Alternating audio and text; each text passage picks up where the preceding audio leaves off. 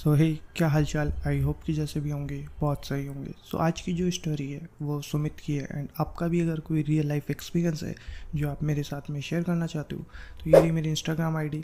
आप इस पे जाके शेयर कर सकते हो एंड मुझसे कांटेक्ट कर सकते हो। हाँ, बट आपके जो इंसिडेंट है वो रियल होने चाहिए। सो या without wasting your time's, let's begin this story.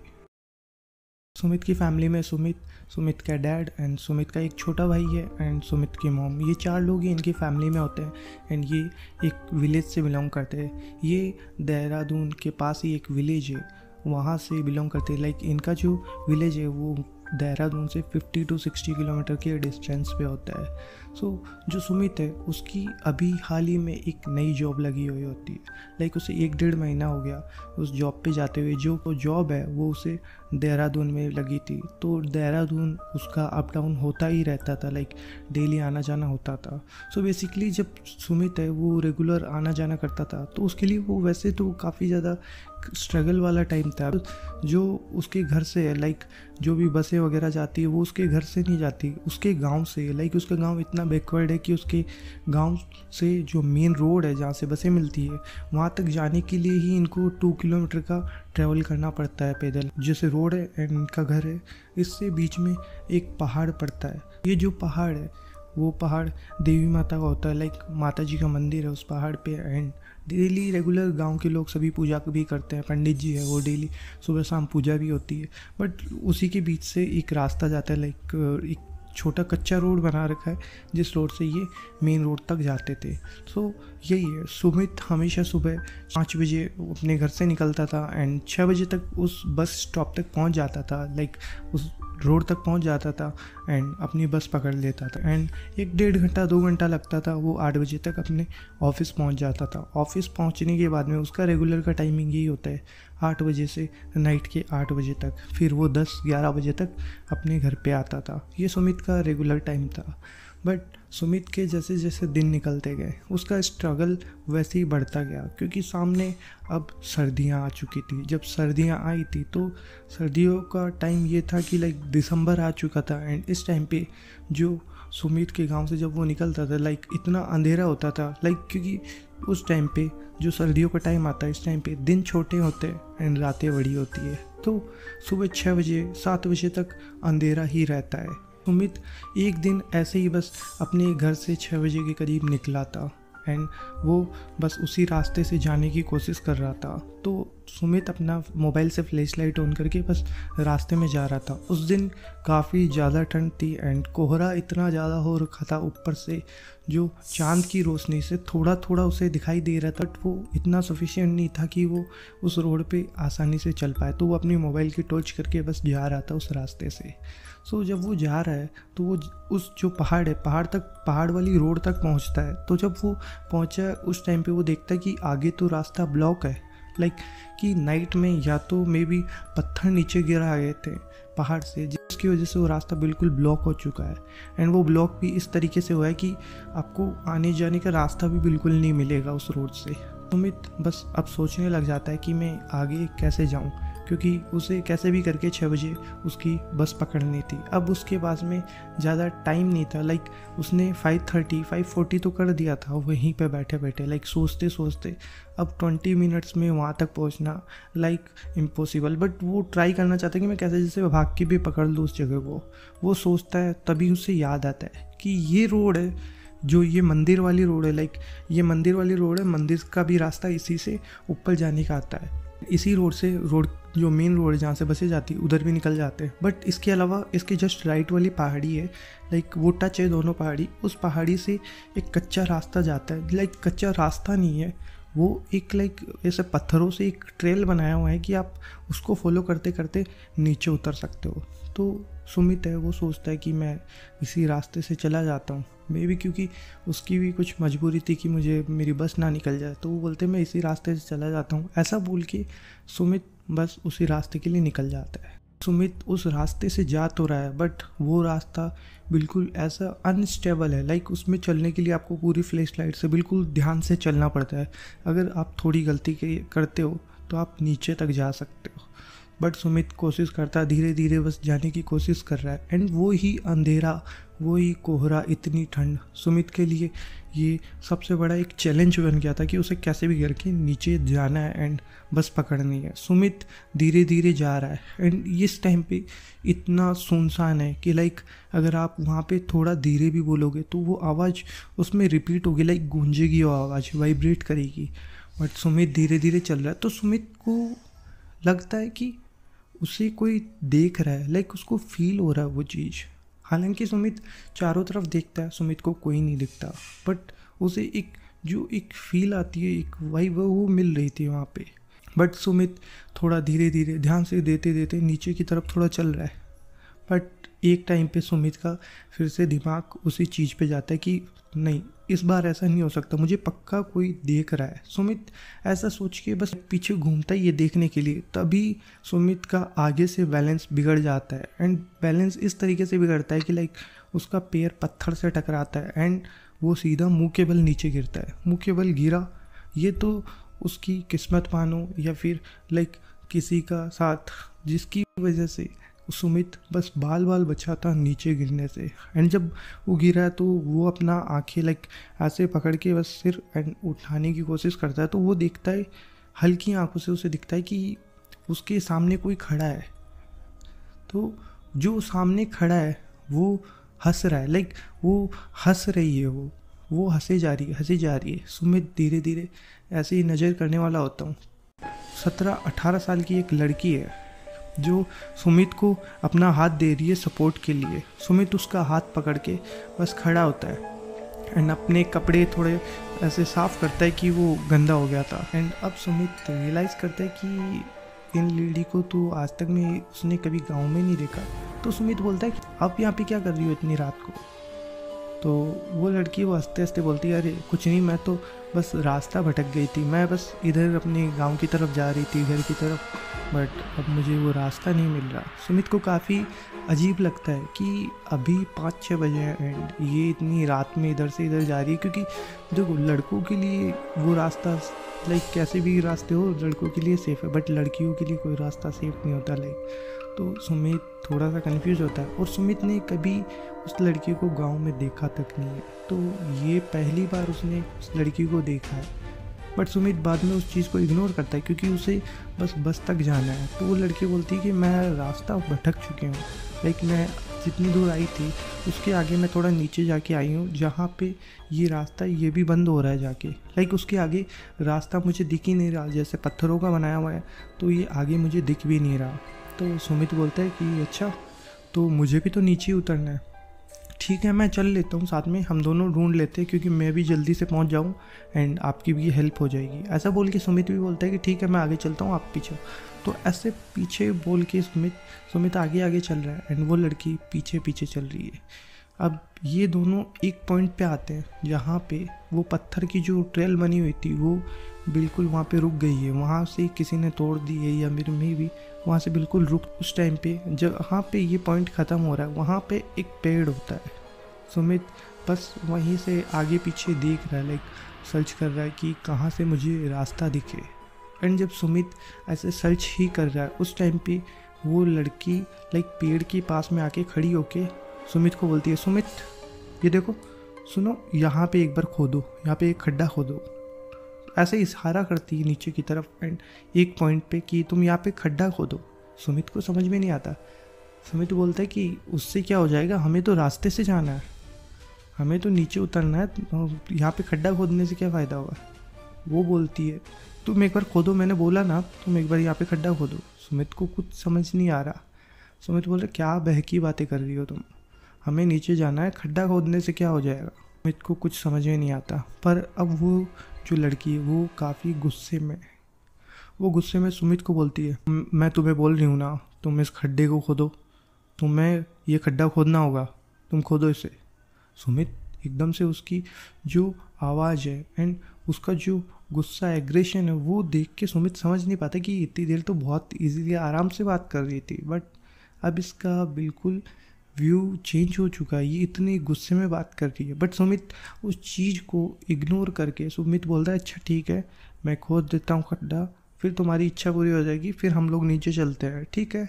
ऐसा बोल के सुमित बस वहाँ पे खड्डा खोदने लग जाता है जहाँ पे उस लड़की ने इशारा किया था। सुमित जब थोड़ा सा खोदा ही होगा खड्डा, तो वहाँ पे सुमित को एक कपड़ा दिखता है, लाइक थोड़ा सा हाथ में उसके ऐसे अटक जाता है कि एक खड्डा है में कपड़ा लगा हुआ है। तो वो उसको ऐसे निकालने की कोशिश करता है। वो बोलते हैं ये तो कपड़ा है कोई, ऐसा बोल के सुमित उसको पूरा बाहर निकालता है। एंड जैसे उसने वो कपड़ा निकाला एंड तो वो कपड़ा दिखने में ऐसा था कि वो बिल्कुल गंदा हो रखा था मिट्टी से एंड काफ़ी फटा हुआ था, अजीब सा टाइप का कपड़ा था, काफ़ी पुराना।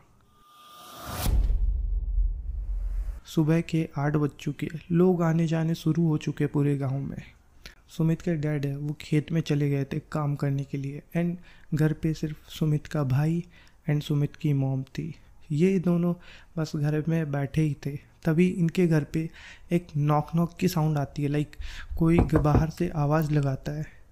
उस टाइम पे जो उसका भाई है सुमित का, वो बाहर जाके देखता है कि कौन आया है। तो वो देखता है कि बाहर पंडित जी खड़े हैं, जो देवी माता जी की पूजा करने के लिए हमेशा सुबह शाम जाते थे, वो पंडित जी खड़े हैं एंड वो काफ़ी हाफ रहे, लाइक वो भाग के आए हैं एंड वो काफ़ी घबराए हुए हैं, समझ नहीं आता।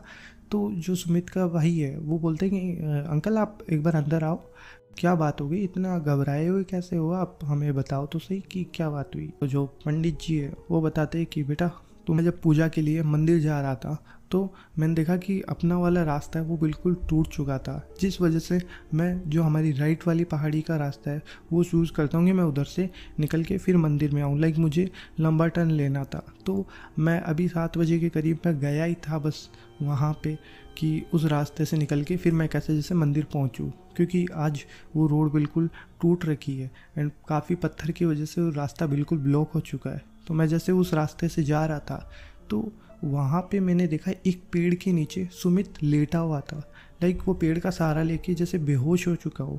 मैंने उसे काफ़ी उठाने की कोशिश की बट सुमित उठा नहीं एंड मुझे नहीं पता ये कैसा हुआ, एक बार आप चल के देखो मेरे साथ में, चलो। तो ऐसा सुनने के बाद में सुमित का जो भाई है वो अपने ही चाचा जी के इन बड़े पापा के लड़कों को 2-3 को लेके ये सब जाते हैं वहाँ पे। ये जाके जब देखते हैं तो देखते हैं कि सुमित तो पेड़ का सहारा लेके बस सो रहा है, लाइक वो बिल्कुल बेहोश हो चुका है।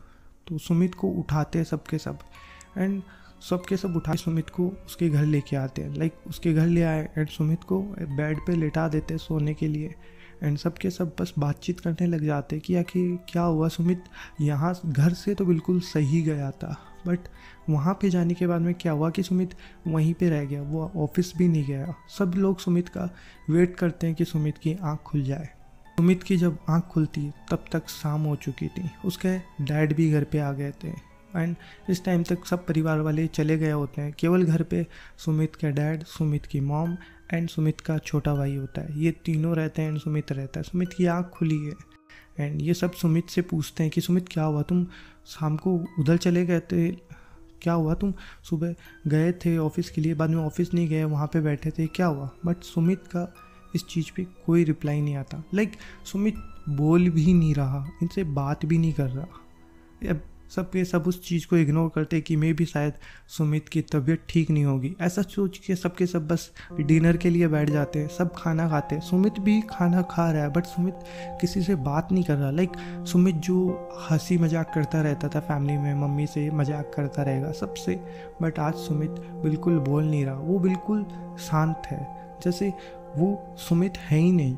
सबके सब जब डिनर हो जाता है उसके बाद में सब सोने चले जाते हैं लगभग 3 बजे के करीब। अब इनके घर से बहुत तेज किसी लड़की की रोने की आवाज़ सुनाई देती है। घर में सबको आवाज़ें सुनाई दे रही है, लाइक कि कोई लड़की घर में रो रही है, कभी हंस रही है। जो सुमित का भाई है, छोटा भाई, वो उठता है, वो उठा है, उसके डैड उठे, उसकी मॉम, सब उठे हैं कि घर में ये आवाज़ आखिर आ कहाँ से रही है। सब इधर उधर देखते हैं थोड़ा बहुत, इन्हें पता चलता है कि वो जो आवाज़ है वो सुमित के रूम से आ रही है। सबके सब सुमित के रूम की तरफ जाते हैं तो ये क्या देखते हैं कि सुमित अपना बेड पे बैठा हुआ है एंड उसने किसी लड़की के कपड़े पहने हैं एंड उसने बिल्कुल पूरा मेकअप कर रखा है, लाइक उसने मुंह पे लिपस्टिक लगा रखी है एंड उसकी जो शक्ल है वो बिल्कुल चेंज हो चुकी है, लाइक उसके बाल है वो बिल्कुल ऐसे हो चुके हैं कि बिल्कुल रूखे बाल हो, लाइक कई दिनों से वो नहाया नहीं हो।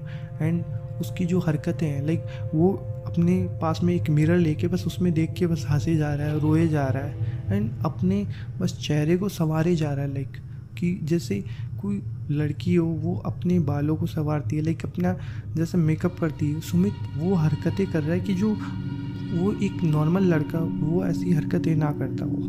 तो सुमित के जो डैड है वो देखते कि सुमित ऐसी हरकतें कर रहा है, तो सुमित के डैड सुमित के पास में गुस्से से जाते हैं कि तू ये क्या हरकतें कर रहा है। एंड वो उस कांच को जो मिरर है उसके पास में उसको लेके बस छीनने वाले होते हैं। सुमित अपना डैड का हाथ पकड़ के बहुत तेज़ धक्का देता है। एंड ये जो धक्का होता है ये इतना तेज होता है कि सुमित के डैड दूर जाके गिरते हैं। अब जब सुमित के डैड इतना दूर जाके गिरे हैं तो सुमित की जो मॉम है वो गुस्से में सुमित के पास जाती है कि तुझे शर्म नहीं आती, तू अपने डैड को धक्का दे रहा है, तुझे क्या हो गया, तू ऐसी हरकतें क्यों कर रहा है। इस बात पे सुमित अपनी मॉम की तरफ बहुत गुस्से से घूम के देखता है।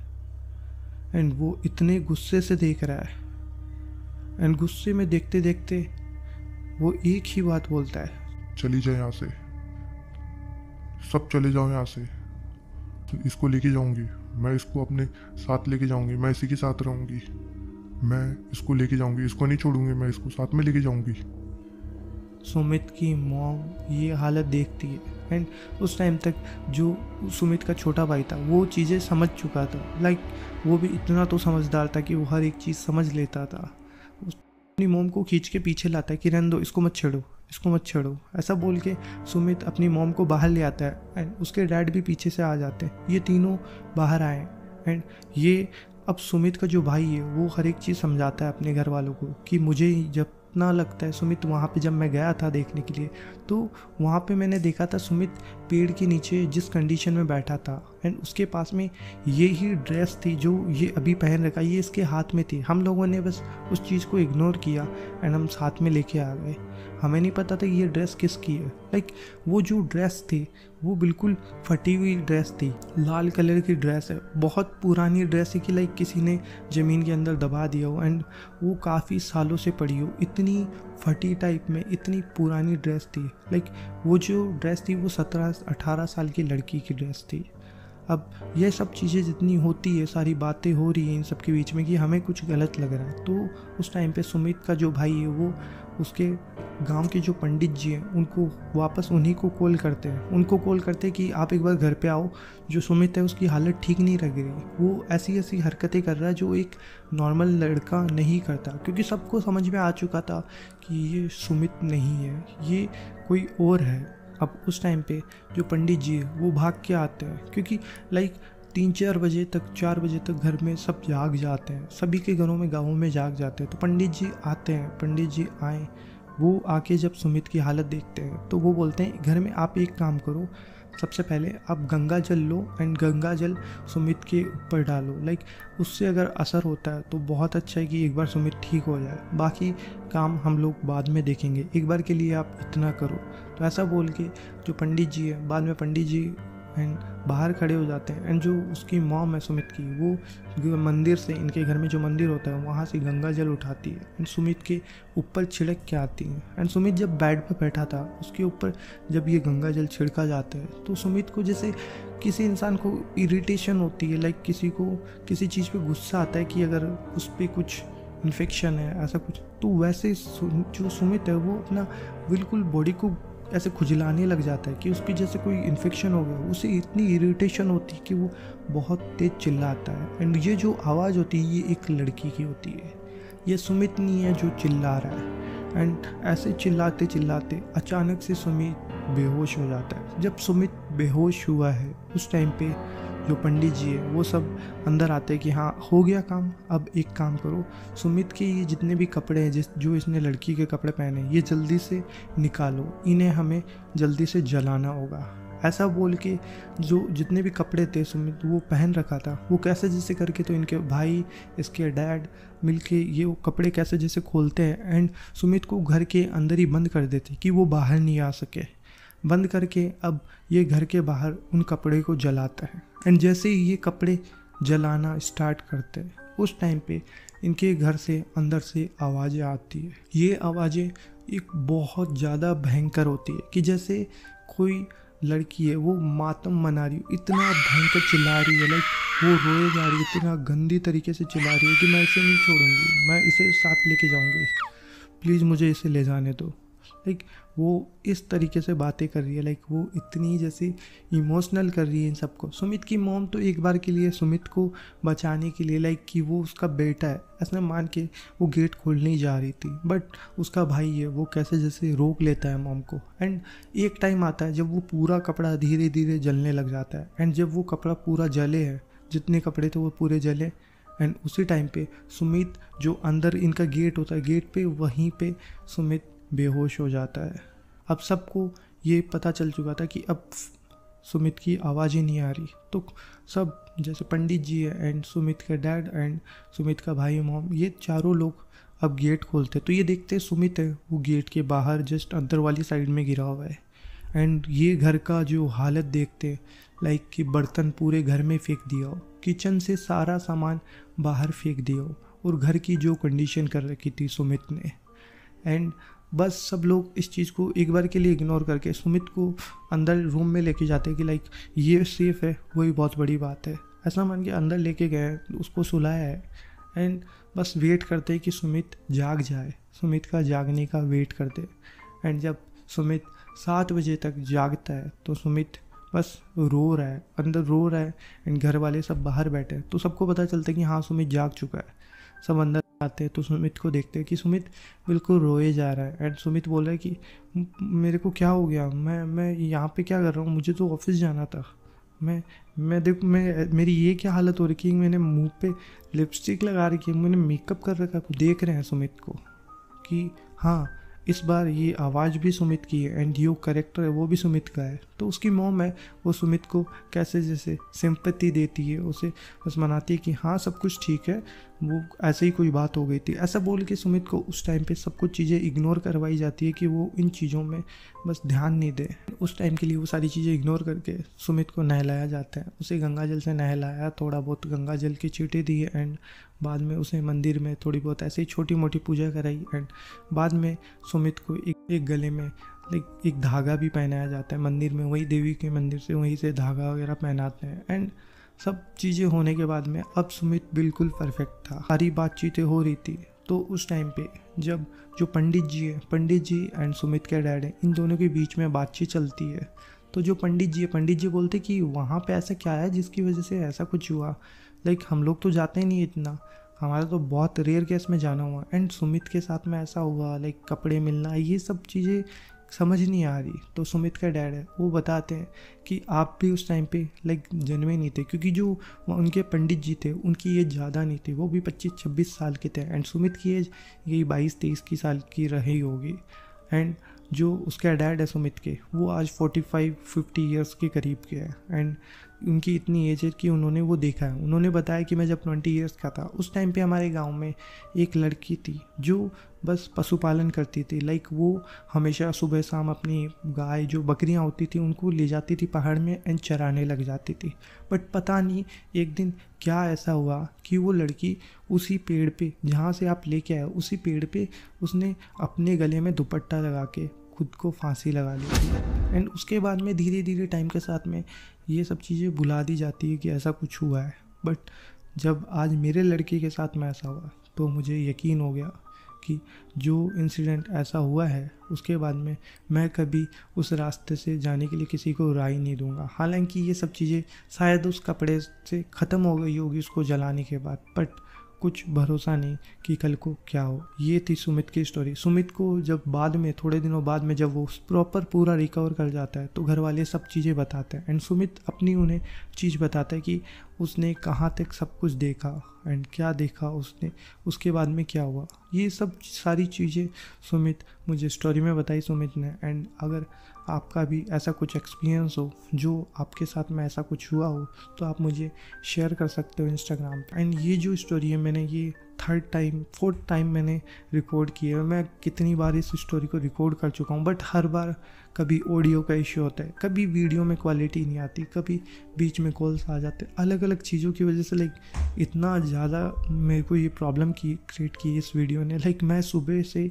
इस एक वीडियो को रिकॉर्ड कर रहा हूँ, लाइक सुबह से बैठा हूँ, कभी रिकॉर्ड करता हूँ, कभी कुछ काम आ जाता है। लाइक कई बार मैं ये वीडियो रुक गई है, लाइक मैं इतना कोशिश किया इसको ढंग से बनाने के लिए, बट हर बार फेल हो रहा था। बट लास्ट में अब जाके मैं इस स्टोरी को कंप्लीट कर पाया हूँ। एंड अगर आपको थोड़ी बहुत भी मेहनत दिखती हो, लाइक अगर स्टोरी में थोड़ा बहुत भी एंटरटेनमेंट दिखता हो, तो वीडियो को एक बार लाइक करके चैनल को ज़रूर सब्सक्राइब करना अगर आप चैनल पे नए हो तो। एंड हमेशा बेल आइकन दबा के रखना, जिससे मेरी हर एक स्टोरी आपको बस जल्दी से जल्दी मिल जाए।